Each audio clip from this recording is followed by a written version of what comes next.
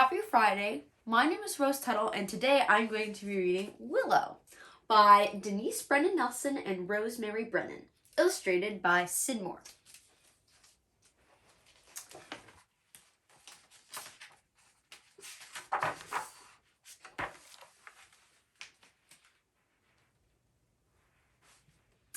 Even on the sunniest days, Miss Hawthorne's art room was cold and dark. Everything was in its place.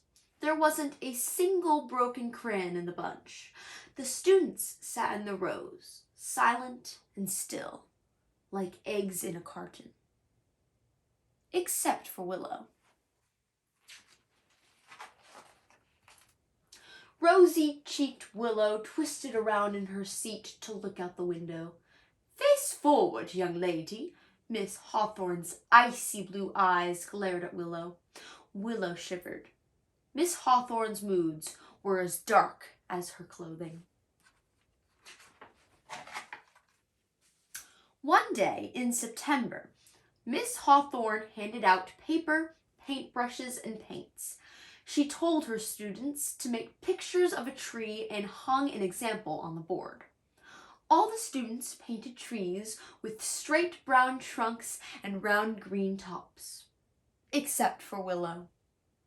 "Who ever heard of a pink tree?" Miss Hawthorne asked with a frown. "That's what I saw when I closed my eyes," said Willow. A few students giggled. Sam snorted. "Pink stinks." The next week, Willow carried her well-loved art book to school. In it was a picture of a flamingo pink tree painted by a famous artist. "Look," Willow pointed, giving Miss Hawthorne her most magical smile. Miss Hawthorne glanced at the picture, then turned away with a scowl. "Horrid little girl," she muttered as Willow skipped off. In October, Miss Hawthorne passed out paper, paintbrushes, and paints. She told her students to make pictures of an apple tree and hung an example on the board. All the students painted trees with straight brown trunks, round green tops, and red apples. Everyone except Willow. Miss Hawthorne pointed with a long, bony finger. "Look at the mess you've made. And there is no such thing as a blue apple." "But that's what I saw when I closed my eyes," said Willow. Some of the students giggled. Sam laughed especially hard. "Yeah, who ever heard of a blue apple?" The next week, Willow carried her well-loved art book to school. She showed Miss Hawthorne a picture of a tree with blue apples. Then she reached into her pocket and took out a blue apple. "This is for you," she said, handing it to Miss Hawthorne. Miss Hawthorne's face turned crimson. "Horrid little girl," she muttered, as Willow skipped off.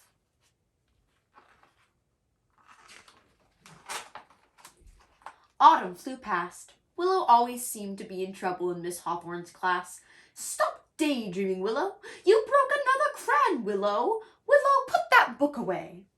Most of all, Willow got into trouble for not painting things the way Miss Hawthorne wanted her to. The day before winter vacation began, students bought presents for their teachers. No one bought a present for Miss Hawthorne, except for Willow. Miss Hawthorne stood at the window watching Willow and the other students board their buses. She wasn't in any hurry to leave. No one was waiting for her at home. Miss Hawthorne walked to her desk. She was surprised to see a gift. No one had ever given her a gift. "To Miss Hawthorne, my art teacher, from Willow." Miss Hawthorne slowly unwrapped the package. Nestled in a bed of tissue paper was Willow's well-loved art book. Miss Hawthorne sat holding the book for a long time. It was dark outside when she walked to the cabinet where the art supplies were kept locked away.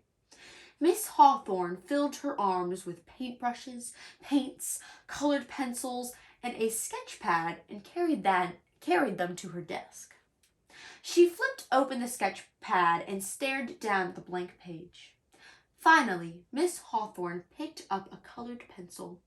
For the first time in her life, Miss Hawthorne doodled.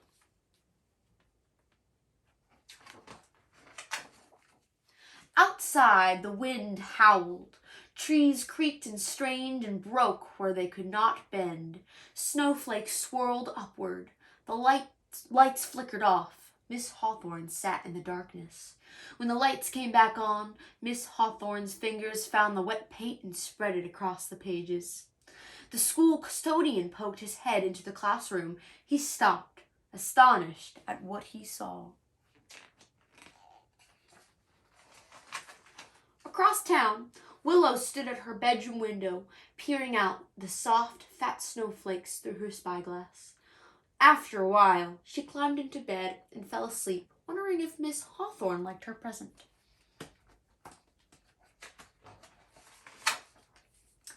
When the students returned to school in January, everything was the same as always, except the art room. With wide eyes and open mouths, the students stood rooted in the doorway. Willow was the first to step inside. Behind a graceful willow tree, covered in paint from head to toe, a woman was painting. "Do you know where Miss Hawthorne is?" Willow asked. When the woman turned around, the students gasped. "Miss Hawthorne?" asked Willow. "Oh, I'm glad you're here, Willow," Miss Hawthorne said. "Grab the paintbrushes. I need your help." Excuse me. Delighted, the students did as they were asked. This time, everyone painted just the way they wanted.